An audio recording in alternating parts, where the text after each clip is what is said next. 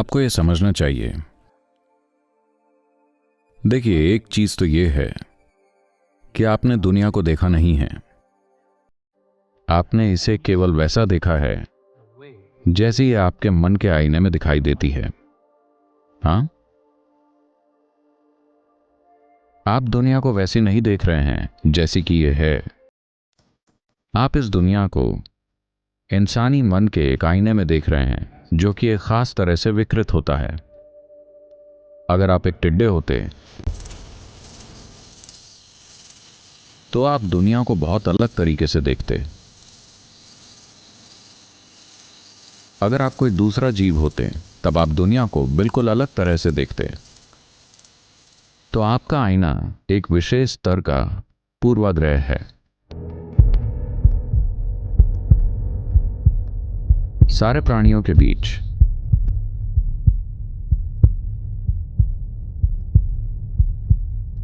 क्रमिक विकास का मतलब यह हुआ कि एक स्तर पर आपका आईना उन आईनों की तुलना में कहीं ज्यादा समतल है जो कि दूसरे प्राणियों के मन में होता है। मान लीजिए यहां एक बाघ होता। अगर यहां एक बाघ होता, वो ऐसे देखता। डिनर, नाश्ता, लंच, वो इसके आगे नहीं सोच सकता क्योंकि उसका आईना ही ऐसा है। उसके मन का आईना उसको केवल भोजन दिखाता है। दूसरे प्राणियों की तुलना में इंसान के पास एक बेहतर समतल आईना होता है, पर यह विकृत हो सकता है। यह इस बात पर निर्भर करता है कि हमने जीवन में कितनी तरह के पूर्वाग्रह और पहचानें जमा कर रखी हुई हैं। अगर आपने किसी चीज के साथ बहुत गहरी पहचान जोड़ रखी है तो आप चीजों को वैसे नहीं देखते जैसी वो हैं। आपके मन में हर चीज विकृत हो जाती है। लेकिन अगर हम इस पर काम करें, अगर हम अपने मन को पर्याप्त पॉलिश करें, तो ये एक समतल आईना बन सकता है। इतना कि वो हर चीज को वैसे ही दिखाएगा जैसी कि वो है, लेकिन फिर भी एक आईना वाकई किसी चीज को पकड़ कर नहीं रखता।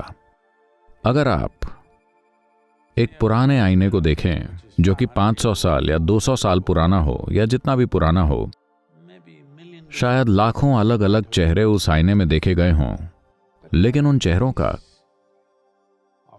कोई नामो निशान उस शीशे में नहीं रहता, क्योंकि आईना बस परावर्तित करता है। इसी तरह आपका मन बस उसी चीज को दिखाता है जिसे आपकी 5 इंद्रियां अभी ग्रहण कर रही हैं। यह हर चीज को दर्शाता है। जरूरी नहीं कि जैसी वो है, लेकिन यह हर चीज को दर्शाता है सिवाय आपके।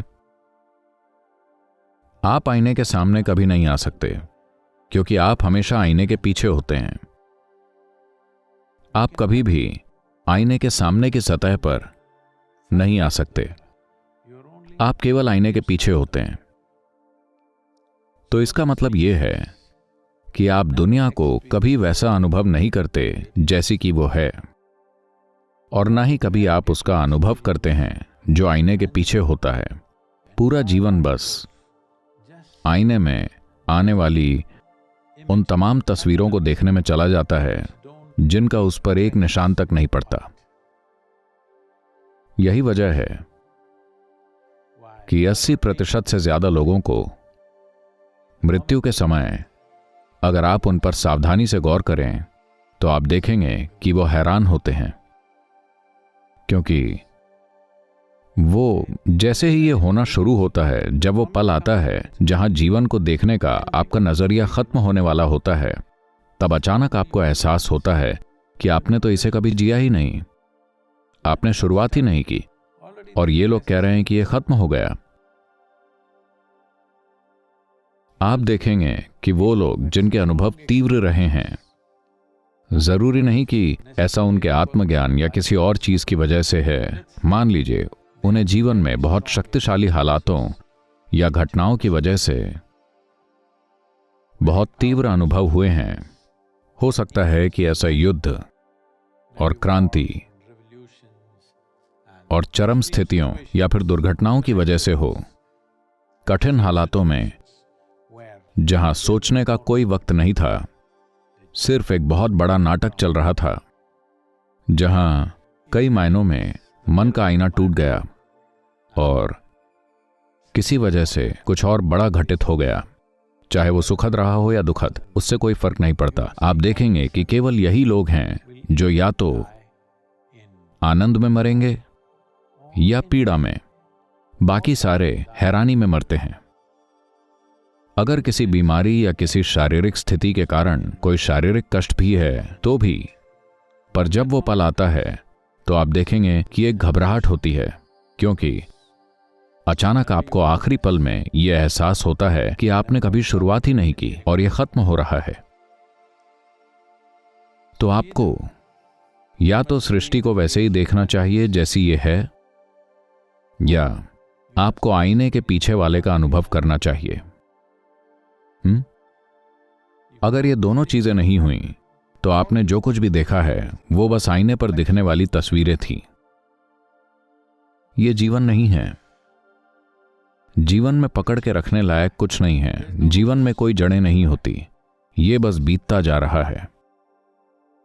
ज्यादातर लोगों के लिए मन और शरीर की गतिविधियां ही इकलौती संतुष्टि होती है, क्योंकि वो अपने होने के आनंद को नहीं जानते। तो हम आईने को तोड़ना नहीं चाहते, हम आईने को बनाए रखना चाहते हैं, लेकिन हम आईने के पीछे निकल जाने का तरीका जानना चाहते हैं। हम ऐसा करें। सबसे आसान और सबसे स्थिर ज्यामितीय आकार त्रिभुज होता है, और यह सबसे स्थिर आकार है। सारे चक्र त्रिभुज होते हैं। हर चीज के अंदर मौजूद हर चीज को बुनियादी रूप से आप इसको त्रिभुजों में बांट सकते हैं, हर आकार को और हर रूप को। किसी स्पेस को आप जितनी ज्यादा स्पष्टता से कवर करते हैं, अगर आप इस शरीर को देखें, अगर आप इसके हर मिलीमीटर को त्रिभुजों से भर सकें, तो आप उस खास रूप की ज्यामिति को समझने लगते हैं। अगर आपने बड़े त्रिभुज में बांटा तो आप पाएंगे कि शरीर के कुछ हिस्से छूट जाते हैं। हाँ, अगर मैं शरीर को 3 त्रिभुजों में या 5 त्रिभुजों में बांट दूं तो कुछ हिस्से छूट जाएंगे, अब उन्हें शामिल नहीं किया जा सकता, और कुछ खाली जगह होंगी जहां कुछ नहीं होगा, वो अंदर होंगी। तो अगर मुझे इनके सारे हिस्सों को त्रिभुज के आकार में लाना है तो मुझे इसके लिए 1 करोड़ त्रिभुज बनाने होंगे। इसको करोड़ों त्रिभुजों में तोड़ पाने के लिए आपको इस पर उतना ज्यादा ध्यान भी देना पड़ेगा। अगर आप इसे इस तरह से तोड़ें, आपको यह उतना तकनीकी रूप से करने की जरूरत नहीं है जितना मैं कह रहा हूं, लेकिन चाहे जैसे भी हो, अगर ऐसा होता है सिर्फ तभी आपकी कल्पना जीवंत हो पाएगी, इतनी कि जब आप किसी चीज की कल्पना करेंगे तो वो बिल्कुल असली जैसी होगी। ऐसा कर पाने के लिए आपको मन के कुछ विशेष मात्रा में अभ्यास करने होंगे। 1 या 2 में आप ज्यादा नहीं कर पाएंगे, लेकिन अगर आप ये करना शुरू कर दें, अगर आप समझ जाएं कि ये कैसे करना है, कम से कम अगर आप इस प्रक्रिया को समझ जाएं, तो आप इसे कहीं भी कर सकते हैं। आप अपने ऑफिस में बैठे हैं, पूरी गंभीरता से काम पर हैं, लेकिन काम कर नहीं रहे हैं। काम नहीं कर रहे हैं। अगर आप कहीं बैठे हैं, कोई चीज है, अब आप इस बर्तन को देखते हैं। आप इसे ज्यामितीय रूप से लाखों टुकड़ों में तोड़ सकते हैं और फिर से जोड़ सकते हैं। अगर आप अपने मन को ऐसे अभ्यास कराएं तो यह ऐसा बन जाएगा कि आप इससे जो चाहे करवा सकते हैं। जल्दबाजी मत कीजिएगा और ये वो या हर चीज मांगने मत लग जाइएगा। दुर्भाग्य से ऐसा हो सकता है, लेकिन आप खुद को बड़ी बुरी तरह से अस्त व्यस्त कर लेंगे।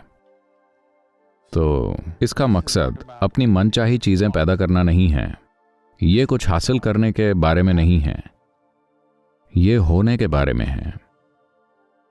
क्या आप इस अनुशासन को कायम रख सकते हैं? ऐसे नहीं कि आपके पास किसी तरह की काबिलियत आई और आपने वो मांगना शुरू कर दिया। वो क्या होता है, 1.2 अरब डॉलर वाली लॉटरी।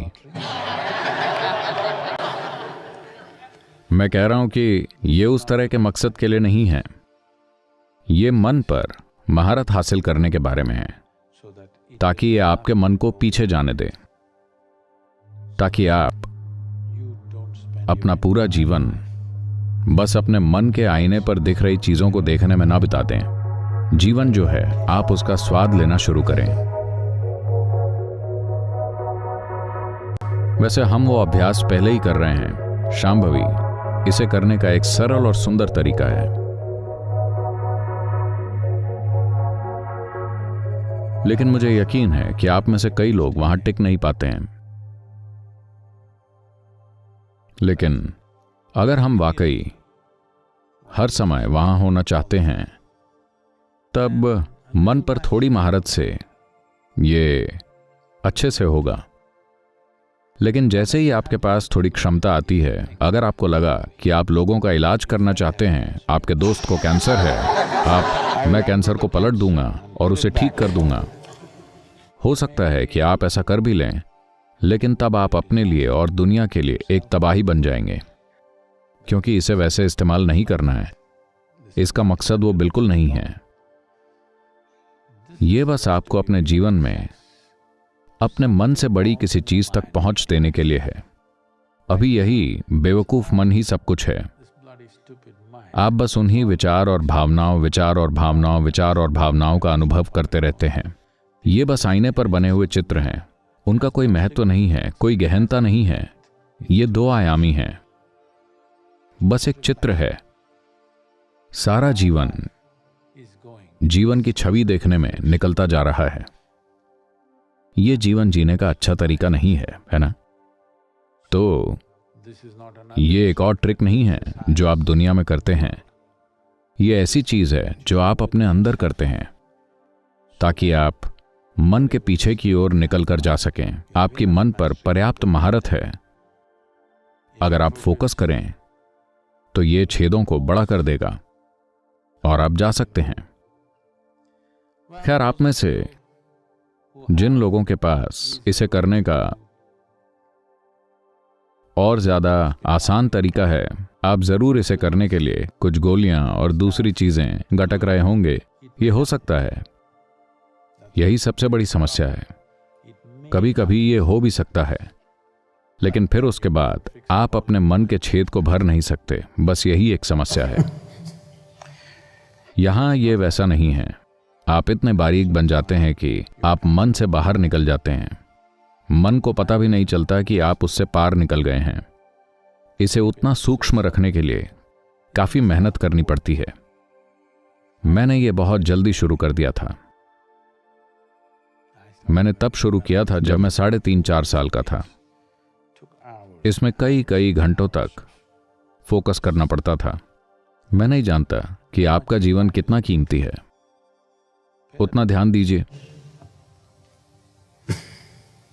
अगर आपको लगता है कि ये 1 मिनट के लायक है तो 1 मिनट, अगर आपको लगता है कि 1 घंटे के लायक है तो 1 घंटा, अगर आपको लगता है कि ये 24 घंटे के लायक है तो 24 घंटे, जो भी आपको लगे। जो इंसान केवल अपने मन की तस्वीरों को देख रहा है, उसके लिए कुछ नहीं बदलेगा। पुनरपि जननम पुनरपि मरणम, पुनरपि जननम पुनरपि मरणम, अंतहीन चक्र चलता रहेगा, लेकिन बदलेगा कुछ भी नहीं, क्योंकि आईने में कुछ नहीं बदलता। अभी किसके चेहरे की छवि दिखाई पड़ रही है, इससे आईने की क्वालिटी किसी भी हालत में नहीं बदलेगी। आईने के पीछे कौन है? अगर हमें पता होता कि आईने के पीछे कौन है, तब हम हर चीज को बदल सकते हैं। तब हम आईने को घुमा भी सकते हैं और इसे पूरा अंदर की ओर मोड़ सकते हैं।